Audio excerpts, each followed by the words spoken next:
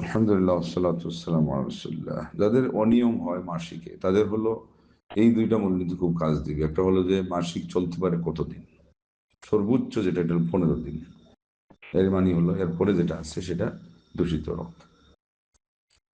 আপনার যেহেতু এই অবস্থা, তাহলে আপনি আরো অপেক্ষা করতে পারবেন। কিন্তু যখন দেখবেন যে না, একেবারেই নিশ্চিত হয়ে গেছে, তখন আপনি গোসল করে সালাত পড়বেন। এমনকি পেছনেও যদি দেখেন যে না, আমি তো আরো আগে পাক হয়ে গেছিলাম, আবার বোঝা গেল, আগে বোঝাই যায় না যেহেতু আপনি পরীক্ষার মধ্যে আছেন, তখন কাজা সহ আগে কাজা করবেন। এরপরে যেদিন থেকে পাক ধরছেন সেই দিনটা সিরিয়াল বাই সিরিয়াল নামাজ পড়তে থাকবে। দ্বিতীয় যেটা মনে রাখবেন, এটা হলো পবিত্র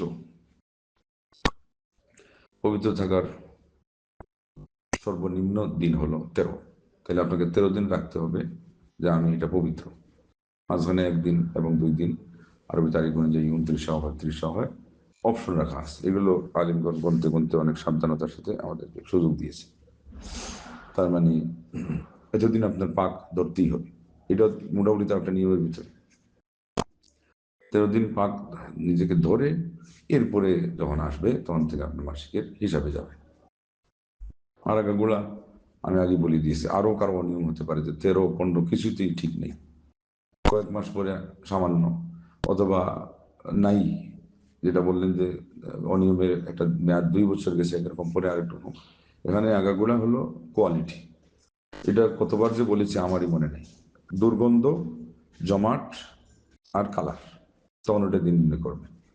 আর ইমাম মালিক রহমাল্লাহ বলছিলেন যে মহিলারাই তাদের অবস্থা বেশি জানে। এগুলো আসলে তাদেরকেই আয়ত্ত করা দরকার বাস্তব থেকে। মাসআলা দিয়ে এটা বোঝানো অনেক কঠিন, বিশেষ করে আজকালকার যে যুগ আসছে, অনিয়মের শেষ নেই।